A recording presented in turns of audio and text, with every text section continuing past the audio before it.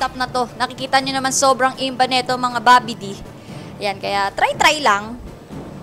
Okay, so maaga-agang bakbakan to mga sir. Okay, so Altab Lord muna tayo. May gusto lang akong tignan. Yan! Yan. At ito, oh no! Mukhang nakuha dito si Oracle habang hinahabol. Oh no! Mukhang makukuha na dito ang first blood. At, you know. 30 seconds. Magandang smoke yun. Usually kasi mga ganong mga team ngayon, nag-smoke na talaga eh. Level 1 eh. Dati hindi naman ganyan mag-play. Pero alam mo ngayon yung talagang kadalasan ginagawa ngayon, sama-sama technique na, no? Hindi ko maintindihan bakit baba palagi sila nandun. Usually, under sa baba yan eh. Ang radiant sa taas. Pero, swerte lang din. Ito, maganda yung nahuli nila si Oracle. Oo, kasi maraming beses na nahuli dito sa kahapon. Eh, nagkakas na ako. Puro talaga sa baba nagkakaulian. Ano ang ito?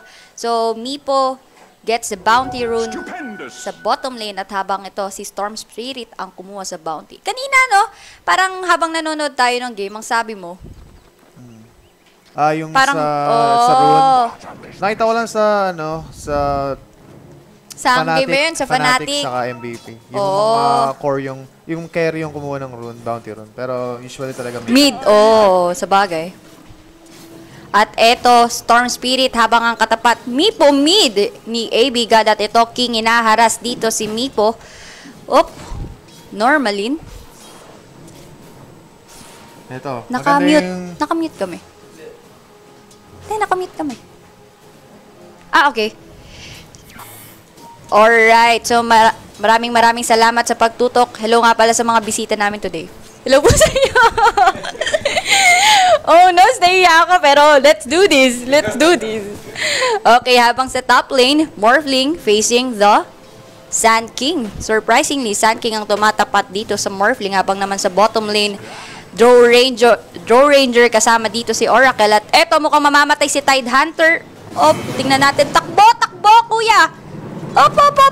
At mababuhay doon si Tide Hunter. Anong masasabi mo doon, Fox? Wala, na-heal siya ng Samurai eh. Pero may namatay yung Shadow Demon sa ibang lane nata yun. Ang masasabi ko lang, parang nakakahilo ako mag-control. Oo. Medyo sakto lang. Sabi mo, nahihilo ka na. Hindi, ayos lang naman. Okay, so ito, Meepo. Nagmi-Meepo ka ba? Hindi. Medyo, sa tingin, pang ano lang yan eh. Pang mga sobrang lalakas. Madalas ako mag-Meepo eh. Dapat kasi, dapat niya 10 daliri mo eh. Pero tanong ko lang, bakit ng Meepo sobrang lakas ngayon sa meta? Pag malakas ka lang talagang gumamit. Si Abed kasi talagang nagulat yung international. Kasi sobrang lakas gumamit ni Abed ng Meepo. At eto, Phoebe mukhang mamamatay pero no, it won't be enough to kill this Morphling. At eto. Alright, dito, Storm Spirit, Meepo. 1-on-1 pa rin. Medyo maganda yung ginawa ng ES kanina sa early sa mid. Pinalamang niya yung Storm. Makita na sa last hit eh. Talagang naka-abante na yung Storm. Pati sa deny, may 10 denies. Pero hindi natin napansin yun. Namatay na pala doon si Phoenix. At yun, Fissure from King at napatay niya doon si Shadow Demon. Okay, so ito, Draw Ranger, free farm sa bottom lane. Sa tingin mo, sinong lamang sa heroes dito?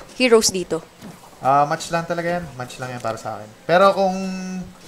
Paano lang magkakalamang dito? Laning lang talaga. Laning lang talaga. Pero bakit walang tumatapat dito sa Draw Ranger? So, nagpo-focus dito.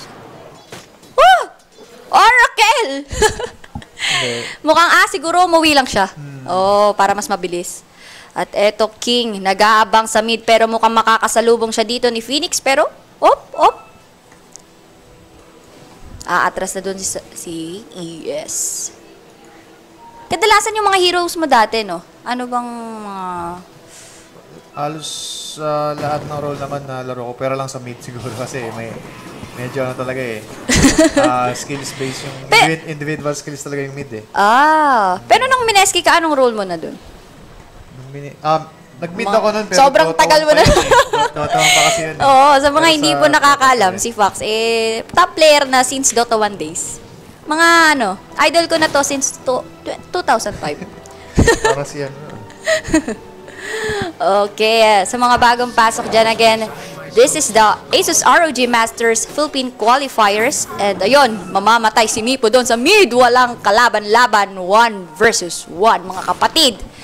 Naku po, napakahirap noon, Kuya Eddie. At eto, Draw Ranger. Free farm pa din. Naku, kailangan nilang gawa ng paraan to. Kailangan nilang katapatan. Kasi alam naman natin, ang Draw Ranger, pag lumakas, kamotik yun talaga. Oo, saka malaking bagay. Kaya ganun kasakit yung storm sa mid dahil kay Draw eh. Yung third skill ni Draw. Oo, Talagang kasi natutulungan aura. siya, oo. Oh. Medyo na-underestimate ni Mito. Patay na naman Oh. tayo. Oh, noes. What's happening in this world? Okay. Sweet Boy 322 pause the game. Nagpaparamdam na 322 sa kanyang pangalan. Nako, it's a Malakas sign. niya si Sweet Boy. Saka sweet talaga siya mag-support. Inalagaan niya talaga yung carry niya. Oh. Ano mas prefer mo? Yung aggressive na support or kalmado lang? Depende pa rin. Parehas, situational talaga eh. Situational. Kung ano kailangan gawin eh. Bigay ka ng example kung anong dati nung execution kayo, nung mga nakakalaban yung team, na kailangan nyo talaga maging aggressive support. Siyempre pag solo yung katapat nyo, yung tipong, ganyan, Tide Hunter, offlane, kailangan i-maximize mo yung pool, i-maximize. Kailangan as much as possible, level 1 lang talaga siya. Pero kunyari, tapatan, tri-lane to tri-lane, yun na yung diskarte kung magiging aggressive kayo o sa tempong backup lang, diskarte yan. Pero pag ganyan solo, dapat talaga dyan aggressive ka. Backup lang din pag may time. So, tingnan muna natin ang last hits and denies. Nangunguna dyan si Storm Spirit, 31-21, habang sinundan naman siya ng Draw Ranger, 28-15. Tingnan natin yung net worth. Oh no, medyo malayo to sa kinagyasnan.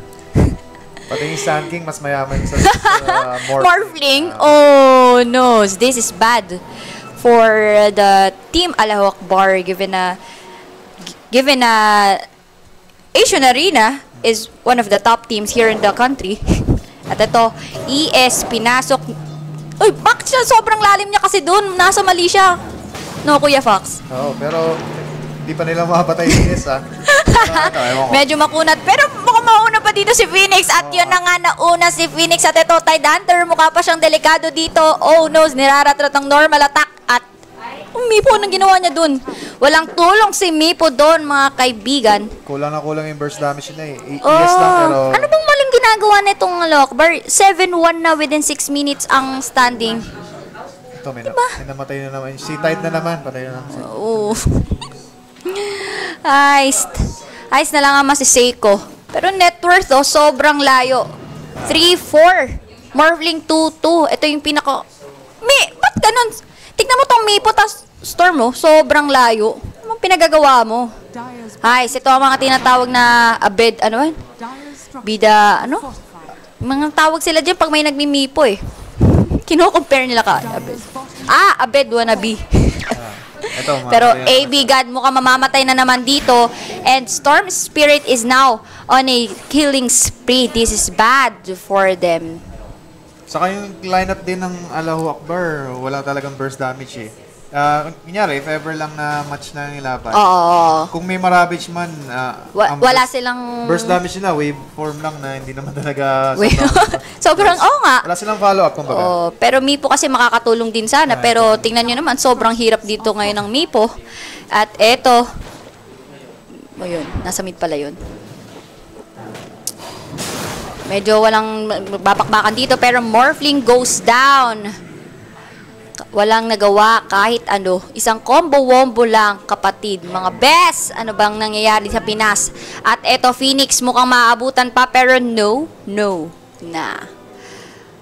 Ano masasabi mo? Ito yung laban kanina ng Nakita mo na ba to? Mukhang 2021 is real. Kasi talagang sobrang... Ano laban ba yun? Kalaban nila, Hero Zero. Mukhang magpapapatay na lang siya sa neutral creeps, pero hindi. Hindi siya abot doon. Kasali dito yung S1 Lycos no? Hindi ko lang sure, pero sabi yata. Siguro, S1 Lycos is kinabibilangan ni Nando, which is a former player of Execration na nakasali sa The International 6. So, ito, mid, mukhang iti-take na nila. Kung ikaw yung dito, Mipo, Kuya Fox, anong gagawin mo? Wala, dahil magja-jungle lang talaga siya. Habulin niya yung item niya sa jungle. Jungle lang, oh. Mali kasi siya. Bakit siya sumasama? Wala na nga siyang magagawa kahit sumama siya. Pero ngayon, siguro may Ravage. Feeling niya makakaisa siya. Pero Storm Spirit gets the 2 bounty runes. Hindi ko alam kasi first pick nila yung Mipo eh. Pero kala ko talaga medyo, alam mo yung mag-expect ka ng Abed. Kasi nga, nurse pick mo. Nurse pick mo. Dapat, di ba, tawag spam pick. Pero Shadow Demon mas malambot pa sa puso ni Nino. Wala akong mabanggit. Oo nga, no? Makukontra na agad eh. Ito, mga Echo Slam, isang epicenter lang yan. Ang ginagawa ni Storm? Tuking, nagtipi dun. Pero mukhang nagkakabakbaka na dito. Storm Spirit, unstoppable na dito. At Mipo mukhang makakapatay na sa wakas. Pero tingnan natin kung makakatalon pa. Pero wala siyang mana dito. Oh, Storm Spirit will die here. At yun ang katapusan ng kanyang unstoppable. Medyo nakabawi sila kahit papano. Sa tingin mo ba makakabawi pa rin ba sila doon? Kahit papano? Sino nakakuha? Naka 2 kills na sila kasi kanina. Wala na.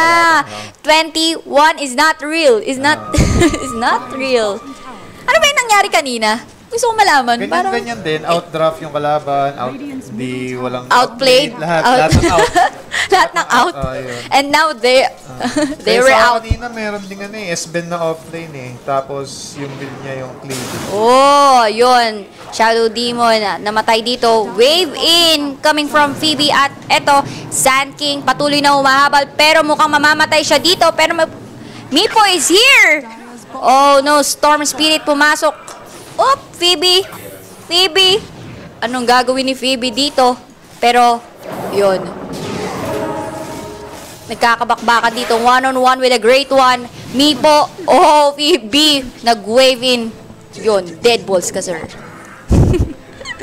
Nakakapatay na sila. 15-3 na, Kuya Pax. Sinasabi mo, 21 eh. Saka pa nagka-ravage si Tide medyo. Oh, medyo papalag-palag na rin. Paso ngayon, hindi pa siya 6 eh. Ewan ko kung nasaan siya. Pero kasi, hindi ko magits. Anong pinaggagawa nila? Tingnan natin ang yun. Kills, death, and assist. 7-2-1. Nangunguna pa rin dyan si Storm. Dito sa last hit. Nice. 82-21. Naku, kangkong sila dito. Yun. Nagmidas pa. Sobrang yaman. Oh. Sa tingin mo, sino man nanalo dito at bakit? Yung totoo. Huwag kang mayang magsabi ng masakit na salita. Hayaan mo sila. Medyo may... Kailangan talagang magka-dagger yung Tide. Ma-ravage niya yung 5 na may... na may andon yung Mipo na solid yung pag-poof niya. Para manalo. Tama ka dyan. So medyo malabo. Mahirap. Mahirap pa. May silence pa yung draw eh. Kaya sobrang hirap. Oh, eto. Pinalubog dito si King at Echo Slam sa ilan? Sa 3 at yun. Ayun ang kinamatay ni King. Echo Slam sa 3. Oy, dagger in at Epi. Ay. Epi pala. Epi agad. Hindi niya na in-epi. Wala na eh. Oh, wala na rin eh. Pero Shadow Demon lang. dagger in, Barrow Strike. Shadow Demon lang. Not worth it din. Tama ka dyan. At ngayon, wala akong ganong bakbakan ng nagaganap. Morphling. Tumitsepi-tsepi dito sa bottom lane. At ito, mukhang forward na tong team ni JJ Garan. Ay, JJ Garan. Ni Owa pala. Ba't napunta si JJ Garan dito? Pero dati dyan din si JJ. Oo nga. Oo nga. Bakit kasi naisip ko tuwing Asho na rin na Phoebe, ayan. Sa pag-iisa mo sa bottom lane na Jaipads katuloy. Nice. Ang hirap talaga pag nag-iisa eh. Ikaw ba, Kuya Fox? May kasama ka na sa buhay? Oo, meron. Yun. Binabati pala namin si Ate Leyan kung nanonood ka. Good luck dyan sa interview mo. Sabi mo, machuk-chuk. At eto, Tide Hunter, binabanatan dito ng Storm Spirit. Tignan natin kung makakahabol dito si Sand King. Pero mukhang makakahabol. O yun, Surement kill. 19-4. Nangunguna pa rin dito si Storm Spirit. Sa tingin mo, anong dapat, given na lamang itong Team Asian, anong dapat nilang gawin para to win this game? Kahit, mahirap eh. Mahirap. Dire's structures are Ang hirap mag-isip. Pag sa mga Pero, pickings, siguro dito, kuha mo na ng level yung Phoenix. At least nag-level 6 siya. Tapos nag-level 6 siya, mag-force clash sila, bait nila yung Morphling, hanggang marabis yung 4 or 3. Tapos mag-Phoenix Egg. Yun lang. Yun lang talaga yung, siguro, may chance na manalo sila sa clash kahit pa paano. Pero kailangan talaga may mag-bait. Kasi wala eh. Wala silang lineup eh. Tama. Walang go-go eh. Wala rin mangyayari dyan. Dedef lang din yan, Dedef. At eto, Team AB trying to defend their third tower here in the middle lane. At eto, mukhang mag-roshan sana. Sakto, may DD eh. Sakto, DD. Sulit. Draw Ranger DD, Rock Knight 2. Yan o. Mukhang makakuha na nila dito ang Roshan. Item check muna tayo, Kuya Fox. Ito, si Draw, may kakabili niya lang ng dagger eh. On the way na yung dagger sa akin. Tapos si Storm, siyempre, Bloodstone, sobrang yaman. On the way with wings, habang naman si Storm Spirit. Ito, Bloodstone. Yun. Storm Ano item, Spirit. nag-travel ba yung Mipo or Tingnan natin. nag-threads siya or no? Threads na lang, sobrang hirap niya. Paano siya? Tama lang. Kasi Tama lang, oh. travel siya, wala na. Wala na rin mangyayari. Papatayin din siya pag nag-travel, lambot-lambot niya. Namatay na si Shadow. Shadow Demon. Nice. Kamote Q. Ay, naku po. Sa mga hindi po nakakaalam, ang tournament na ito ay kahapon, ang kinas namin is South Qualifiers. At 212 teams ang sumali doon, Kuya Fox. Oo. Naku, whole day talaga ang tournament na yun. Pero surprisingly, sobrang dumadami ng sumasali sa South. Pero naniniwala ka ba na may aangat sa South?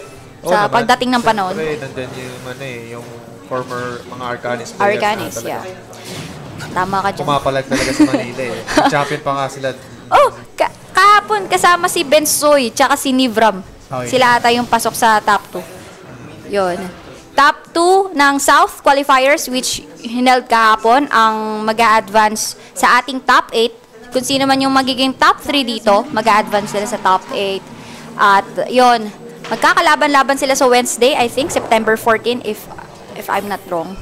At kasali doon, invited teams, Kuya Foxy, ang TNC, Execration at Mineski. Fresh from Singapore. Yun ang magandang panahon rin. Kasi, ganda na yung mga pro teams eh. Oh, tama ka dyan. At kung sino man ang magiging top 4, will proceed to the grand finals sa SM North Skydome. Punta ka doon. SM North Skydome. Yun. Silence pa yung Morphling. Oo. Sino, nag-Phoenix Egg na. Walang Sila pinapansin. Walang pansinan mga kaibigan. At eto, Phoenix, bastos ka nung pinagagawa mo sa harapan namin. Rampage. Charges na kaya yung Bloodstone niya. Medyo lamang dito ang Team Asian. Shadow Demon, pumasok pa. Napakatapang na tao. Sa mga nanonood sa atin, I'm inviting all of you guys to come and join us sa SM North Skydome this coming September 18. Nako, sobrang masaya yun. Madaming freebies na ipamimigay ang Asus. Sobrang yaman ng Asus. Balita ko nga bibigyan na tayo ng laptop eh. Sabi nga, ikaw nga raw bibigyan. Lahat tayo!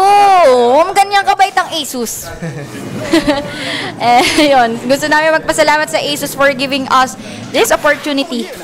O, yun. Si Storm, walang takot kasi wala talagang pipigil eh. Wala na. Tingnan natin yung charge ilan. 21. Nagti-threads pa, nag-change threads. Nice.